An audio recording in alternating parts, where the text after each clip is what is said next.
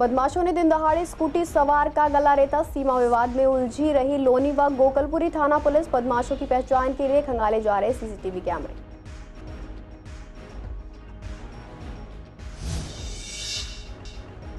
पूर्वी दिल्ली में लागू हुए पीयूसी सर्टिफिकेट के नए रेट। पीयूसी सेंटर के बाहर लगी नए दामों की लिस्ट। एकदम बड़े दामों से लोग नाखुश।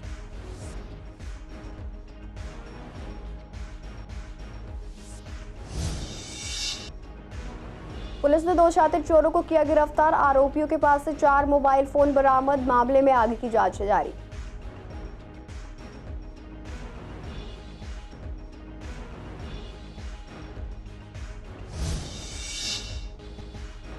जन्माष्टमी के त्योहार के लिए सजे पूर्वी दिल्ली के बाजार। पर्व को लेकर बाजार में दिखी रौनक। बाजार में खरीदारी के लिए पहुंच रहे लोग।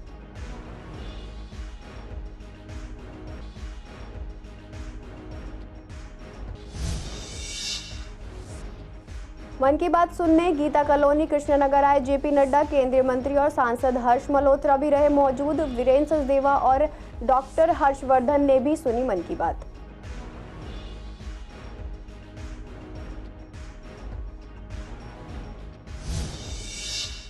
नमस्कार, आप देख रहे हैं सीसीएन लाइव। मैं हूं आपके साथ शिवानी तिवारी। स्वागत है आपका हमारे खास कार्यक्रम पूर्वी दिल्ली खास में। बुलेटिन की शुरुआत करते हैं कुछ खास खबरों के साथ। गोकलपुरी गांव में शनिवार को दिन दहाड़े बदमाशों ने गला रेत कर स्कूटी सवार की हत्या कर दी थी। मृतक की पहचान नीरज अरोड़ा के रूप में हुई है। वारदात दिल्ली उत्तर प्रदेश सीमा पर हुई, जिसके बाद लोनी व गोकलपुरी थाना पुलिस सीमा विवाद में उलझी रही। आखिर में गोकलपुरी थाने ने हत्या की धारा में प्राथमिकी की और शव को कब्जे में लेकर पोस्टमार्टम के लिए जीटीबी अस्पताल की मोर्चरी में रखवा दिया है। फिलहाल हत्या किसने की और क्या वजह रही, पुलिस इसका पता लगाने की कोशिश कर रही है। बदमाशों की पहचान के लिए सीसीटीवी कैमरे की फुटेज भी खंगाली जा रही है। हत्या की घटना पर डीसीपी डॉक्टर जॉय अंटिर्की ने बताया कि शनिवार शाम 4:30 बजे सूचना मिली कि गोकलपुरी गांव में एक शख्स खून से लथपथ हालत में पड़ा है। सूचना मिलते ही पुलिस मौके पर पहुंची। युवक सड़क पर पड़ा हुआ था, पास ही उसकी स्कूटी भी थी। युवक का गला धारदार हथियार से रेता गया था। मृतक की पहचान अशोकनगर निवासी नीरज के रूप में हुई है। साथ ही जांच में पता चला कि नीरज किसी काम से लोनी गया था। वह स्कूटी से अकेले घर लौट रहा था। उसी समय रास्ते में बदमाशों ने उसे घेरा और गला रेत कर हत्या कर दी। फिलहाल पता लगाया जा रहा है कि युवक की किसी से रंजिश तो नहीं थी। दिल्ली में अब लोगों को प्रदूषण की जांच करने पर ज्यादा शुल्क देना होगा। दरअसल सरकार ने दिल्ली में वाहनों की प्रदूषण जांच की बड़ी दरों का नोटिफिकेशन जारी कर दिया, जिसे लेकर सीसीएन संवाददाता मोहित शर्मा ने सीबीडी ग्राउंड के पीयूसी सेंटर का जायजा लिया तो पाया कि दिल्ली सरकार ने जो नई लिस्ट जारी की है वह पीयूसी सेंटर के बाहर लगी हुई है। जब पीयूसी सेंटर के जांच अधिकारी से बात की तो उसने बताया कि 20 अगस्त से यह लिस्ट जारी हुई है, जिसमें अब 2 पहिया और 3 पहिया वाहन की पीयूसी बनवाने के लिए 80 रुपए देने होंगे। वहीं आपको बता दें, पेट्रोल की गाड़ी के लिए अब 110 रुपए देने होंगे और डीजल की गाड़ियों के लिए अब 140 रुपए देने होंगे। इसी को लेकर जब हमने लोगों से बातचीत की तो उन्होंने कहा कि सरकार को एकदम से पीयूसी के रेट नहीं बढ़ाने चाहिए थे, क्योंकि एकदम से रेट बढ़ाने से अब लोगों की जेब पर इसका सीधा असर पड़ेगा। 95 रुपये 2 व्हीलर और 3 व्हीलर के, और पेट्रोल के 4 व्हीलर हो गए 130 और उसके डीजल के 165। सरकारी फ़ीस 20 रुपये बढ़ी है और 4 व्हीलर के पेट्रोल के होते थे 80 रुपये, अब 110। डीजल के पहले 100 रुपये होते थे, अब 100 कुछ हो गए हैं। वो भी ये रेट हुए थे हमारे पास 20 अगस्त 2024 में आ गए थे। 20 से ही कर दिए थे जब भाई, जैसे रोक के हुए 30-40 नॉर्मल गाड़ी। कस्टमर को पहले हमने बता देते हैं, कस्टमर करा रहे तो ठीक। मैंडेटरी चीज़ के दाम इतने एक साथ सरकार को नहीं बढ़ाने चाहिए, क्योंकि इसके ऊपर आम जनता के ऊपर इसका डायरेक्ट इम्पैक्ट आ रहा है। मार्जिनली इंक्रीज कर सकते थे, 60 का 70 हो जाता। 30-40% एक साथ इंक्रीज काफ़ी ज़्यादा लग रहा है। नहीं कराना तो होगा, कितना भी कर दे कराना तो पड़ेगा, क्योंकि मैंडेटरी है, बट तकलीफ है। प्रीतविहार थाना पुलिस की टीम ने इलाके में मोबाइल चोरी की वारदात को अंजाम देने वाले 2 शातिर चोर को गिरफ्तार किया है। गिरफ्तार आरोपी की पहचान नसीम और शारिक के तौर पर हुई है। नसीम जोमेटो में डिलीवरी बॉय के तौर पर काम करता है, जबकि शारिक बेरोजगार है। मामले को लेकर डीसीपी अपूर्वा गुप्ता ने बताया कि प्रीतविहार थाना पुलिस को सूचना मिली थी कि प्रीतविहार इलाके के रहने वाले नसीम और शारिक इलाके में मोबाइल स्नैचिंग और चोरी में सक्रिय हैं, जिसके बाद आरोपियों को पकड़ने के लिए एक टीम का गठन किया गया। इस टीम ने प्रीतविहार मेट्रो स्टेशन के पास ट्रैप लगाकर दोनों आरोपियों को पकड़ लिया। साथ ही आरोपियों के पास से 4 मोबाइल फोन भी बरामद किए। पूछताछ में पता चला कि दोनों आरोपी पेशेवर अपराधी हैं। आरोपी नसीम के खिलाफ 12 से अधिक अपराधों के मामले दर्ज है। फिलहाल मामले में पुलिस जांच कर रही है। जन्माष्टमी का त्योहार 26 अगस्त सोमवार को है, जिसे लेकर पूर्वी दिल्ली के बाजार सज गए हैं और राधा कृष्ण की मूर्तियां, लड्डू गोपाल की मूर्ति, श्रृंगार के सामान, रंग बिरंगे कपड़े, मुकुट लकड़ी व चांदी के झूले, बांसुरी आदि से दुकानें सज गई हैं। बता दें, जब संवाददाता ने पूर्वी दिल्ली के बाजारों का जायजा लिया और दुकानदारों से बात की तो उन्होंने कहा कि बाजारों में ग्राहकों की काफी भीड़ है। बाजारों में लड्डू गोपाल की मूर्ति, श्री राधा कृष्ण की मूर्ति, लड्डू गोपाल के रंग बिरंगे कपड़े, रंग बिरंगी बांसुरी, लकड़ी के झूले, बच्चों के ड्रेस सहित तमाम नए आइटम उपलब्ध है। साथ ही बाजारों में भीड़ को देखकर दुकानदार इस बार अच्छे कारोबार होने की उम्मीद जता रहे हैं। वहीं ग्राहकों का कहना है कि वे हर साल भगवान श्री कृष्ण को नए कपड़े पहनाते हैं और इस साल भी नए कपड़े पहना रहे हैं। साथ ही श्री कृष्ण के जेवर और सजावट के सामान भी खरीद रहे हैं। हमने कान्हा जी का सभी श्रृंगार का सामान लिया है, जिसमें उनका मुकुट, वस्त्र, नेत्र, चप्पल और माखन मिश्री, अभी तो खैर रह रहा है सामान और शॉपिंग का, वो सब उनका सामान लेंगे। अभी देखिए आजकल इन दिनों में जो है वैरायटी कपड़ों की या उनके श्रृंगार की, झूलों की, क्योंकि टेक्नोलॉजी भी नहीं आ गई तो नए नए डिज़ाइन ज़्यादा अच्छे से देखने को मिल रहे हैं। काफ़ी चीज़ें नई आई हैं, पार्ले नए आए हैं, ये ड्रेस नई आई हैं और डेकोरेशन का सामान जो चाहिए वो सब है। पार्ले भी नए हैं। हाँ, इस बार तो काफ़ी लाइट वाले भी वैसे भी काफ़ी आए हैं। डिमांड्स तो ग्राहक भी कम है और डिमांड्स भी उनकी कम ही है। जब पिछले साल से कंपेयर करें तो इस बार थोड़ा लॉस ही कह सकते हैं। अलग अलग रेंजेस हैं, ऐसे 20 रुपए की भी है और फिर 200-300 ऐसे भी है। भाई शादरा की मार्केट में तो वैसे ही बहुत वैरायटी है, ड्रेसेस की, झूले की, कान्हा जी की और उनके श्रृंगार की, सब की बहुत ज़्यादा वैरायटी अवेलेबल है। सो हम ड्रेस वगैरह तो सब ले गए थे, आज हम झूला लेने आए हैं। उन्होंने ठाकुर जी का मेला, ठाकुर जी की जन्माष्टमी बन रही है, पूरी दिवाली बन रही है। लोगों के घर में मखाने की खीर, दही, प्रसाद, लड़ियाँ बिक रही हैं। ठाकुर जी देखो कितने तरह सजने आए हुए हैं, इनका सबका मेकअप हुआ है। ये भगवान, ये रोहतास नगर से पंडित जी में बाकी बिहारी मंदिर से इन्होंने पूरे मंदिर का अपना सेट बनवाया है। रेट तो भैया लगभग समान है। भगवान के ठाकुर जी के काम में कोई रेट ज़्यादा नहीं होता। और नई चीज़ तो बहुत सारी नई चीज़ें आई हुई हैं। ठाकुर जी के श्रृंगार में बहुत परिवर्तन हुआ है। जहाँ पहले हाथ के कड़े बिकते थे, पैरों की पायल भी बिक रही है, कमर की करधनी बिक रही है, कानों के कुंडल बिक रहे हैं, लटकन बिक रही है, बिंदी, तिलक, सब चीज़ें आ रही हैं। बालों में भी कम से कम 6 वैरायटी, करली वाली, नगों वाली, जूड़ी वाले, कई तरह के बाल आए में, बहुत वैरायटी। और पोशाकों में भी कम से कम 50 नए नए कलेक्शन, कलकत्ते के कलेक्शन, बनारस के कलेक्शन, बॉम्बे के कलेक्शन, नगों वाले कलेक्शन, बहुत कलेक्शन है। हिंदुओं के पवित्र त्यौहार को लेकर जो कल 26 तारीख में जन्माष्टमी मनाई जानी, श्री कृष्ण का जन्म उत्सव मनाया जाता है, उससे एक दिन पहले पूर्वी दिल्ली की मार्केट सज चुकी हैं। आज इसी को दौरा करते हुए सीसीएन की टीम पहुंची है शादरा के छोटा बाज़ार में, जहां पर आप देख सकते हैं कि अपने गोपाल को जो ले जाने के लिए श्रद्धालुओं की शॉपिंग होती है वो एक दिन पहले हो चुकी है। और अलग अलग वैरायटी को लेकर यहाँ पर उनके पालना लगाए गए हैं। जो जनता अपने लिए ठाकुर जी के लिए पालने की मांग करती है, उसको लेकर छोटे बाज़ार में अलग अलग तरीके के पालने लगाए गए हैं।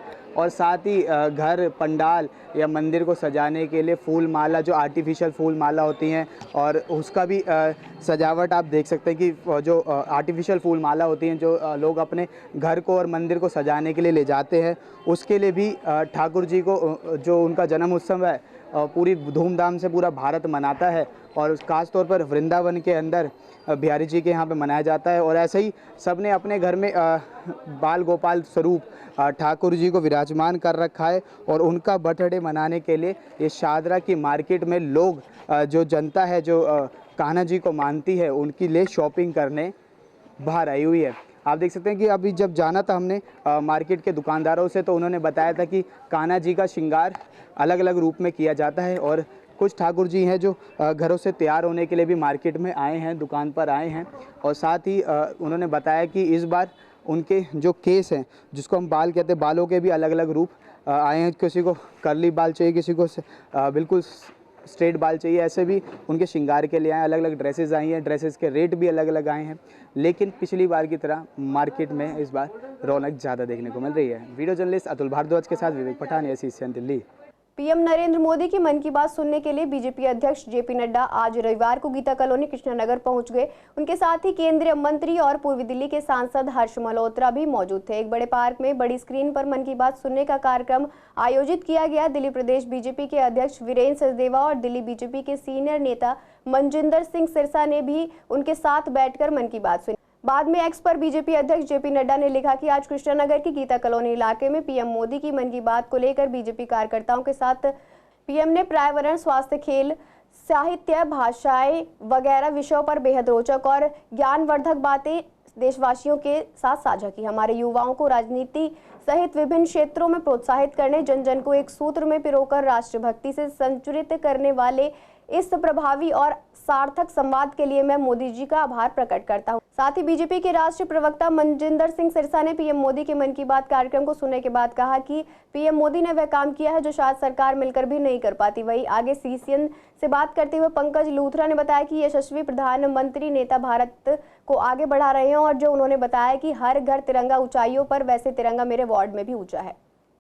भारत के प्रधानमंत्री आदरणीय नरेंद्र मोदी जी इतने विलक्षण व्यक्ति हैं, पूरे विश्व में कोई हेड ऑफ स्टेट ऐसा नहीं है जो कॉन्टिन्यूअसली 113 बार हर महीने अपनी देश की जनता से मन की बात करते हैं। और वो मन की बात कोई भारी भरकम बातें नहीं, वो मन की बात हमारे देश में होने वाली विलक्षण बातें, जैसे हमने देखा कि आईआईटी के 5 दोस्तों ने मिलके वो स्पेस के ऊपर काम कर रहे हैं। यंग बच्चे हैं हमारे, 30 साल से भी छोटे होंगे वो लगभग, जो मुझे अंदाजा लगा। उनके साथ प्रधानमंत्री जी ने बातचीत की, उनके विषय को पूरे देश में नहीं पूरे विश्व में समझाया।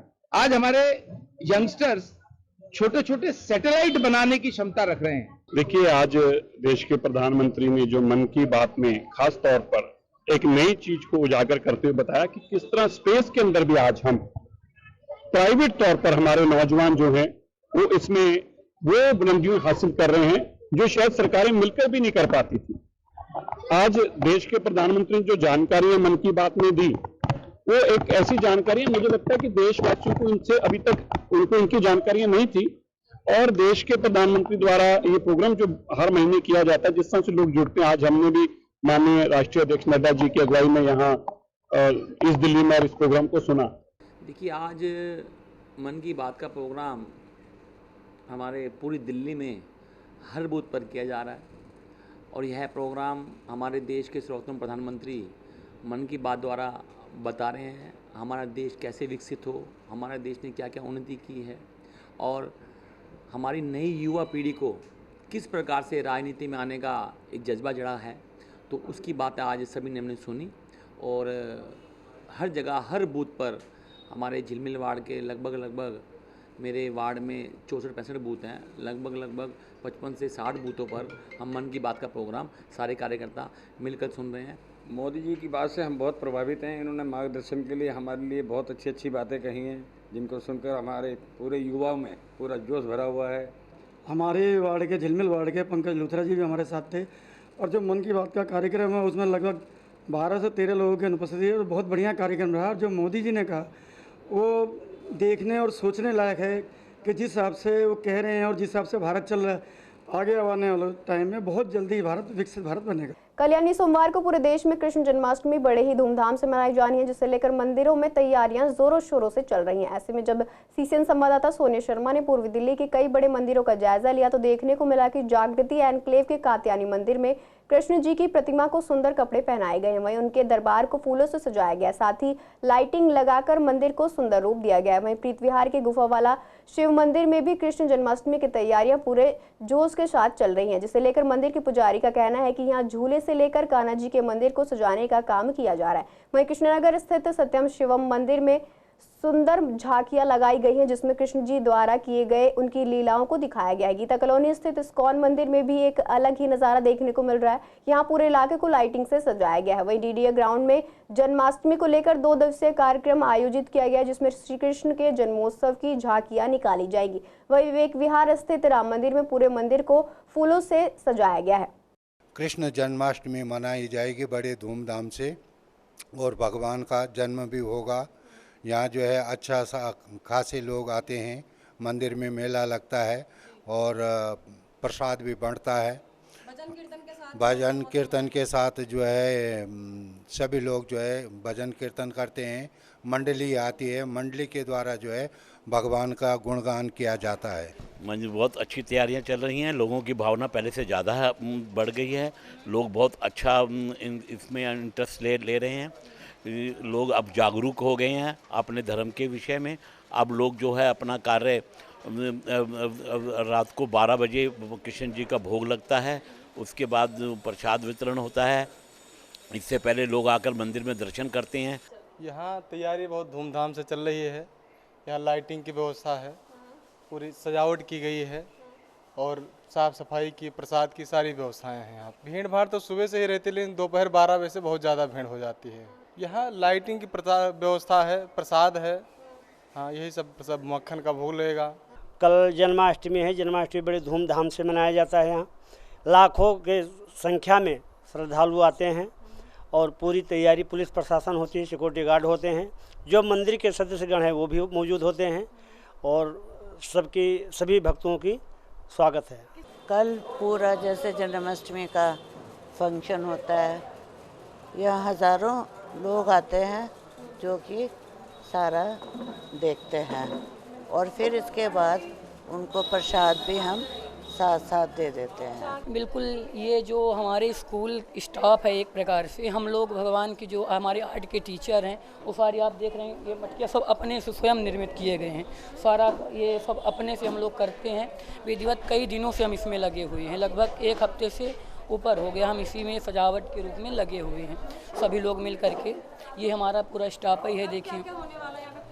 हाँ, पूरे दिन हम लोग कीर्तन भजन सुबह से, सबसे पहले तो भगवान को अपनी शान वगैरह एक बार सवेरे ही कराएंगे, उसके बाद कीर्तन सुबह से ही चलेगा, लगातार रात को 12 बजे तक कीर्तन चलेगा। इस्कॉन ईस्ट दिल्ली है, ईस्ट दिल्ली का इस्कॉन का जो केंद्र है और यहाँ पर पूरे ईस्ट दिल्ली की सबसे बड़ी जन्माष्टमी का महोत्सव मनाया जा रहा है, जिसमें हमारे जो सांसद हैं हर्ष मल्होत्रा जी वो भी आ रहे हैं कल भगवान का अभिषेक करने के लिए।